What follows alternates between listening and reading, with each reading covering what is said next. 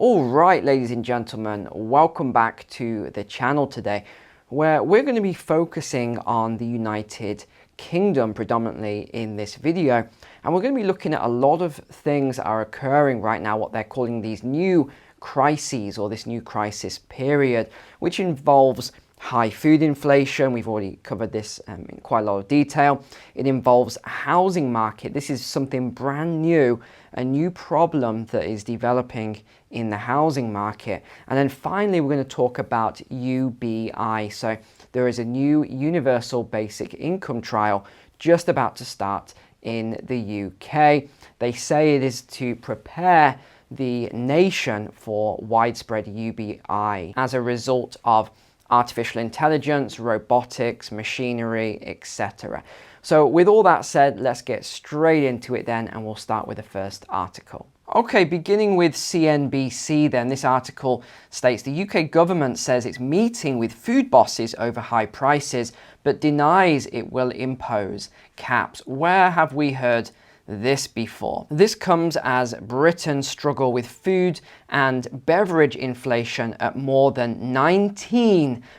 Yes, if you're watching this from outside the UK, food inflation is 19% right now. The UK government said it's engaging with the food sector and attempts to reduce the inflation-driven strain on British households, but dismissed the possibility of mandating price caps on supermarket goods. The government is not considering price caps, it states. I thought this was quite funny that they say, while inflation is coming down, is it really, what, 1%? Yeah, that's a big drop. The Prime Minister and Chancellor have been meeting with the food sector to see what more can be done. Well, here's a little tip on what more can be done. Stop the quantitative easing and the creation of new currency, which expands the currency supply while the product and service supply remains the same. It's a bit like when you have a police officer who's investigating his own crime, right? That's really what it is. They're launching all these investigations at the moment to try and figure out where's all this inflation coming from. They just can't figure it out. And yet, what did they do last year? They bailed out all the pension funds in the UK. Where did that money come from? It was created, i.e. you expand the currency pool. Where did all the money come from to pay for the energy bills and everything else? Again, it was created. They've been creating currency like crazy. The inflation rate for food and non-alcoholic beverages proved more resilient, coming in at 19.1% in April, nearly flat on the 19.2% of March. The Office for National Statistics said that was the highest rate for more than 45 years. Many analysts and economists last week upped their expectations for the Bank of England's peak rate to 5.25% or even 5.5% from the current rate of 4.5%. Now, just a point on that and why it's so important is that we know, because we have the data, that mortgage rates, currently 2 and 5 year rates, are hovering around 5.5% for the UK, but the breaking point is around 6%. So that would mean the breaking point is around a base rate of 5%. So what they're talking about is a base rate of 5.25 to 5.5. That is at 5.5%, that is well within the boundary to cause some sort of a spiral in terms of a sell-off in house prices. And this is what we don't want to occur, or maybe you do if you're waiting on the sidelines. You probably really want this to occur because it could create a spiral in UK house prices going down. But remember what we have discussed. In fact, I think it was on the private community where I did a video, it was last week, maybe a week and a half ago, and I talked about why house prices have been held up a lot more resilient in the UK. There's a lot of reasons, but one of them is overseas buyers has ramped up massively. These are cash buyers who have been buying up property, and many of them that are empty. They're just buying them as a store of value. But the point is here that there is a breaking point on interest rates at the current housing market levels, and that is somewhere around 6%. Food prices causing problems for farmers. So this lady's family has run a farm for more than 40 years, and she gives some insight here. She said her family farm has faced almost daily cost increases for essentials like seed and fertilizer. So seed isn't something we've covered before, but we can potentially cover this in the future. But fertilizer, we have covered this immensely. And of course, my forecast last year, in fact, a little over a year ago, was that we would see higher fertilizer prices as a result of the conflict in Russia-Ukraine region. But not only that, it was also due to the sanctions, so we're not getting fertilizer, cheap fertilizer from Russia anymore. But also it's the natural gas, remember. The natural gas is not flowing in from Russia, this cheap natural gas, which has been used for a long time now across the EU and the UK to actually produce fertilizer here. So what does that mean? You either have to import fertilizer at a higher cost, or you import the natural gas again at a higher cost. Either way, it results in the same end result, and that is higher fertilizer prices. Tessa states, for fertilizer we were paying £290 and it shot up to £900 for that same bag. Seeds were up £40 a tonne, labour costs went up. There was nothing that didn't go up double, if not more. I mean, that is huge. That's over a 100% increase. The Competitions and Markets Authority is currently investigating all supermarkets over high food and fuel prices amid allegations that customers are overpaying. Well, yeah, of course we're all overpaying. It's obvious when we're paying. Food prices have doubled. So yes, we are overpaying what we used to pay. But this investigation, again, it's so ironic that they are investigating the wrong people. They should be investigating the government policy. Of course, not something they would ever do. How much have food prices risen? Cucumbers, and again, this is April 22 to April 23, just 1 year, just a 12-month period. Cucumbers, 54%, baked beans, 41%, cheese, 39%, semi-skimmed milk, 33%, white potatoes, 28%, butter, 28%, spaghetti or pasta, 22%. Actually, remember that went up a lot more the year previous. Bananas, 20%, large white bread, 16%, and instant coffee, 13%. Coffee was another one the year prior that went up dramatically. You're seeing cost increases from all directions: fuel, labour and energy. So what does this Food Insider have to say? The good news is that we do think food price inflation has now peaked, said James Walton, chief economist at the Grocery Industry Organization. However, he warned that might not lead to major price reductions. No, of course it won't. These prices never come back down again overall. What we're looking at, we think, is food prices leveling off, he said. No, I don't agree with that. I don't think so. You don't just level off from a 19.1% inflation year on year. That's not how it works. To level off, you would have to see 0% year on year for this to level off. So 19% is not, in my mind, leveling off. Another article that has just come out from CNBC then, UK predicted to have the highest inflation rate out of all advanced economies this year. So they go on to say the UK will experience the highest level of inflation among all advanced economies. Only Argentina and Turkey exceptionally high levels of inflation, may I add. Sanctions struck Russia is forecast to have a headline inflation of just under 5.4% in 2023. The UK headline inflation is projected to slow on the back of declining energy prices and to come down close to target. They don't say what that target is by the end of 2024. Let me just add, that is 18 months away, the end of 2024. It's not as if this is 1 or 2, 3 more months you've got to suffer with this. This is 18 months, a year and a half.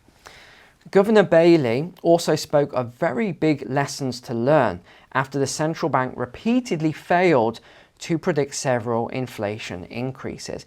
No, they're not going to learn any lessons from this. This is just appeasement talk, really. I said way before that all of this stuff they were doing would create massive inflation. And that's exactly what we've seen. They knew that, you knew that, we all knew that. The BOE is expected to raise rates again when it meets on June 22. So expect a rate rise, as that's exactly what I'm expecting. We agree with the markets that rates will rise further and have revised up our forecast for the peak in bank rate by 75 points. That is a lot, from 4.5% to 5.25%. However, let me just add, ladies and gents, this could even go up to 5.5, 5.75%. I wouldn't rule that out at this stage. They then say we don't think that rates will start coming down until the second half of next year. So that is, again, 1 year away. If you are waiting to buy a house or remortgage or something like that, thinking these rates are going to come down in the next 12 months, they're not. I mean, it's very, very unlikely these rates are going to come down. The only thing that is looking likely to come down are house prices. So it could be a case of the longer you wait to buy at the moment, the better deal that you could get on a house purchase. However, just bear in mind as well that lenders are pulling a lot of mortgages from the market. Credit conditions are tightening, so you're kind of between a rock and a hard place. You either wait and you get a better deal, or you move forward now before the economy gets worse, or potentially more products could be pulled from the market. It is a very, very difficult time to actually consider buying a house right now. And we've just had this announcement about UBI, Universal Basic Income, to be trialled in England. So the participants will receive £1,600 per month.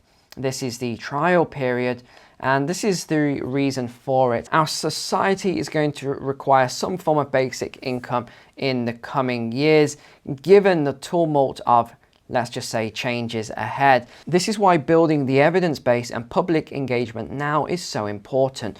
So the ground is well prepared for, here's the key word, national implementation. UBI means that unemployed people will be paid across the globe. This is what Elon Musk said back in 2017 at a tech summit. Machines, robots are taking over. There will be fewer and fewer jobs that a robot cannot do better, he added.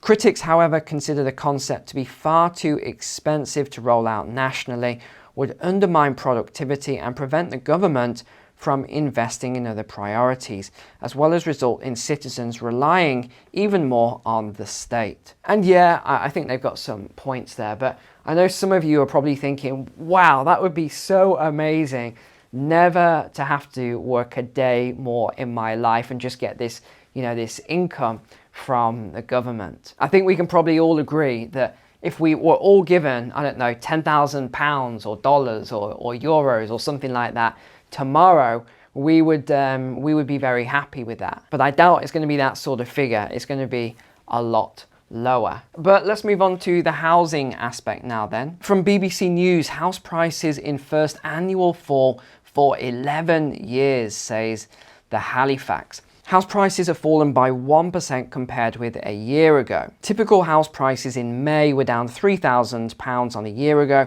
and £7,500 lower than their peak in August.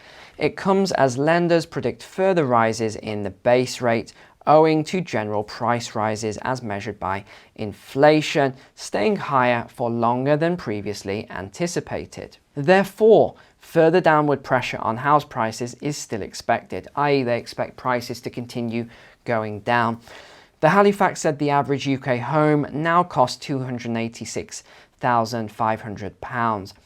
The other lender, which is the Nationwide that holds the data, has recorded a deeper fall in house prices. According to its data, it said a week ago that property values were down in the year to May by 3.4%, so higher than the Halifax's 1% there. And we can see it here on this graph. That looks like a pattern to me when we look at the 2008 drop, but let's see how that goes. I'm pretty sure it's probably going to follow that quite similarly. Where it moves to though, I'm not quite sure at this stage, especially with the cash buyers inflowing from overseas. Analysts at Capital Economics forecast that there will eventually be a 12% drop in house prices and that's measured from the peak last August. However, estate agents point to slower price falls in the last month as evidence that property values may not fall much further. Tom Bill, head of UK residential research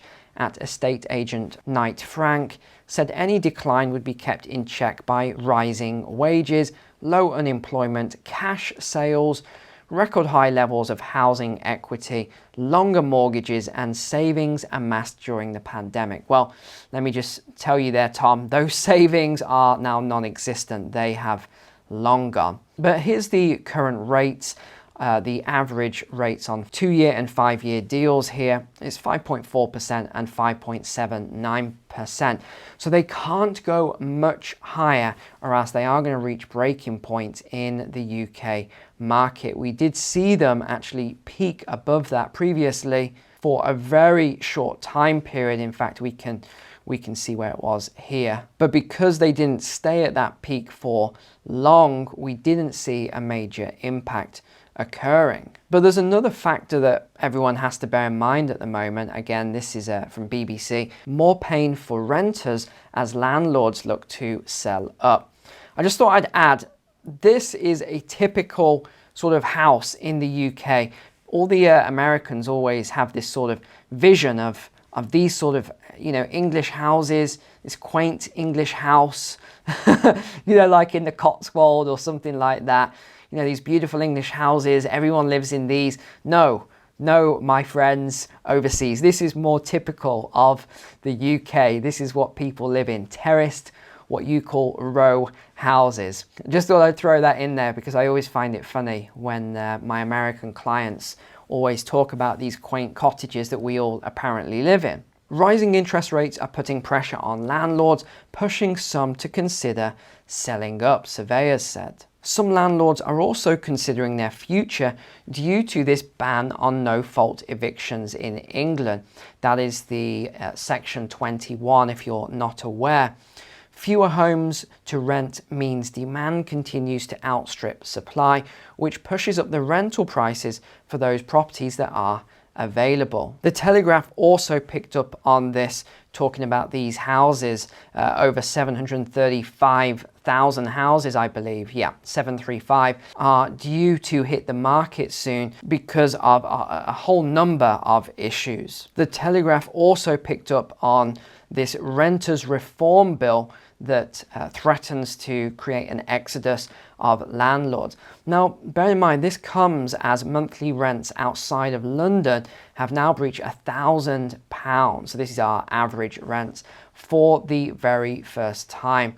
And we have this sort of timeline here of what they call the war on landlords. So 2016 was the extra stamp duty. 2017 was the tax breaks removed for the interest on mortgages. And I know, because I was in the market at that time, that a lot of my clients exited. They sold up. So that was one sort of wave of landlords selling. The next one here, 2022, no-fault eviction ban. Now the next one is the 2028 net zero targets. This is going to also force a lot of landlords out of the market because they have to achieve a level C energy performance certificate by 2025. That's just 1.5 years away. That is going to be extremely difficult. And I know, because I used to have an agency and we managed a huge amount of houses, just how difficult it is to achieve that C rating for old housing stock. So talking about that image I showed you with those row houses, the terraced houses, a lot of those on average, I would say, would be about a D to an E rating. Some of them will be an F rating. Worse ones will be a sort of G rating. But I would say something like a D to an E rating is about average. If they put in double glazing and a new door and, roof insulation and all sorts of other things, they can bring that down. But getting anywhere near to what they are talking about for the future of a A to B rating is going to be almost physically impossible. simply because of the way the houses are built and the fabric of the buildings, it is physically impossible to get some of those houses to an A rating. So I think this is also going to cause an exodus of some properties if they can't uplift to a C rating because of the costs involved in doing that. They may have to get, some things will be very simple to do, like loft insulation and things like that. But other things like air source, ground source, heat pumps and external render and all these things, these cost thousands, if not tens of thousands of pounds. And if you did want to watch the video I alluded to, the housing market video I made in the last week or so, you can actually find the link to that in the description. It is in the private community, so it is behind a paywall. But for those of you who are interested, you can find it there. Thank you so much for watching today. I will see you tomorrow for the weekly walk and talk. But until then, take care, God bless you, and I'll see you tomorrow.